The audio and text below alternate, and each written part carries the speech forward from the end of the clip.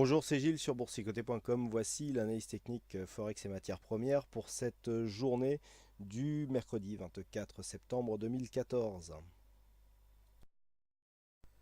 Et nous commençons donc par la paire de devises euro-dollar qui a connu aujourd'hui une accélération baissière donc suite à des rumeurs persistantes donc, concernant une possible hausse des taux du côté de la Fed. Donc un signal baissier que vous avez pu suivre en direct sur le site boursicoté.com puisque ce site a été donné en direct donc sur la page chat du site et donc signal donc en stratégie de breakout qui est toujours en cours et qui commence à donner une plus-value assez intéressante. Donc vous pouvez suivre ce signal en direct qui est donc répliqué sur un compte réel. Euh, du point de vue du mouvement, quelque part, ce n'est pas une surprise. Nous avons ici cette attaque. On avait ici marqué des points de contact avec la moyenne mobile 20 exponentielle, contact bol inférieur, moyenne mobile exponentielle qui s'est encore imposée ici comme zone de résistance, à part juste ce dépassement ici, mais qui n'avait pas dépassé de points significatifs.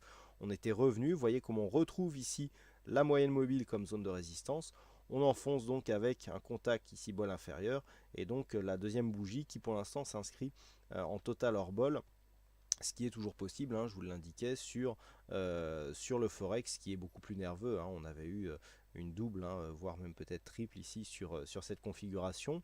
Donc ceci marque une accélération. Rappelez-vous, hier ou avant-hier, je vous indiquais que le tarif sur une baisse ici liée à une donnée macro telle que celle-ci, c'était 3 ou 400 pips.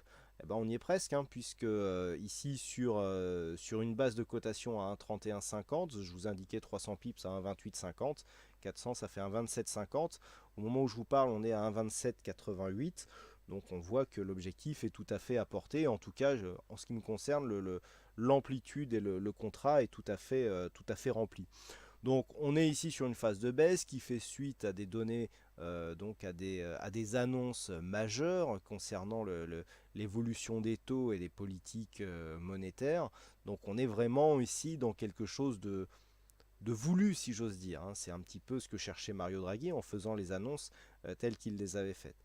Donc pour l'instant, on est dans un mouvement quelque part qui assume la continuité du mouvement baissier impulsé depuis maintenant quelques mois sur l'euro-dollar, puisque nous sommes dans une tendance baissière depuis maintenant quelques semaines, voire quelques mois.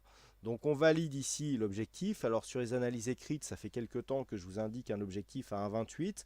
La zone ici de support d'objectif était à 1,2796. On est venu donc valider un contact avec ces 1,2796. Dans un premier temps, cette zone a résisté en tant que support et puis on est en train de confirmer ici la cassure de ce seuil. Donc pour l'instant, on est sur une phase donc relativement normale. Si cette zone était cassée et donc dans la continuité, nous avons des objectifs qui s'ouvrent nettement plus bas avec 1,26, 1,2673, 1,27 pardon, 26, 1,2673 et 1,2645, donc le prochain support majeur, puisqu'il semblerait que cette zone ici d'un 1,2847, qui était considérée comme un support majeur et d'ailleurs sur lequel nous avons oscillé un bon moment, soit en train de céder et donc dans ce cas-là, on vise le prochain support majeur. Donc l'euro-dollar reste dans un biais baissier. On n'inverse pas la tendance malgré des signaux d'affaiblissement qui commençaient à apparaître. Et donc les objectifs se situent maintenant nettement sous les 1,28 avec donc la dynamique qui est en cours. Rien de neuf sur le dollar yen. Nous étions ici suite à cette phase de hausse sur une zone de retracement qui a testé la zone ici des 38,2%. On commence à remonter ici, à revenir tester le 23,6. Si l'orientation continue à rester la même, on devrait revenir ici sur cette zone des 109,46, auquel cas on pourrait tracer ici les retracements de Fibonacci sur cette phase d'extension. Je ne vais pas le faire ici puisqu'on a quand même beaucoup de Fibo et on ne va plus rien y voir sur le graphe, pour mesurer l'extension, pour définir donc le prochain objectif de hausse. Donc pour l'instant, on est relativement neutre du point de vue de la configuration des indicateurs. Le MACD donne plutôt une préférence haussière. Donc d'où l'orientation ici avec un test des 109,46. Bon, toutefois, si les cours venaient à redescendre et à revenir, donc casser cette zone de point bas qui se situe à 108,25, on invaliderait ce scénario pour venir rejoindre ici un objectif à 108 yens pour $1, zone qui est donc la prochaine zone de support horizontale et qui plus est qui se situe dans la zone 50-61,8, donc qui serait l'objectif suite à une rupture de ce retracement des 108,45 qui est le retracement à 38,2%. Et enfin sur l'or, nous avions ici un rebond technique qui était en train de commencer à se développer. On avait bien cassé ici cette zone des 1228 $ l'once, cassé ce point haut intermédiaire qui était un point haut significatif. Donc on a validé ici la poursuite du mouvement puisqu'on avait une zone de support qui devenait résistance. On était en train de casser cette zone et puis finalement les cours sont revenus sur la moyenne mobile 20 exponentielle et puis sont en train de redescendre. Donc pour l'instant, on n'est pas encore sur une phase de continuité. La phase de continuité sera confirmée sur une cassure baissière de cette zone des 1208 $ l'once. Par contre, nous sommes sur une phase de, je dirais, d'échec de retournement, puisqu'après avoir connu une sortie ici sur cette phase, on a bien retrouvé dans un premier temps la moyenne mobile 20 exponentielle comme zone de support.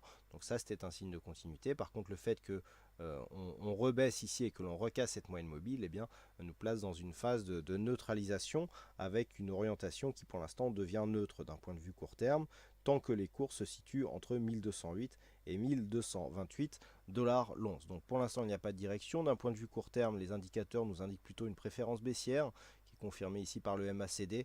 RSI et stochastique sont relativement neutres. Donc une rupture baissière des 1208 eh bien, valide une continuité du mouvement qui reste donc dans la tendance de fond, à savoir tendance baissière.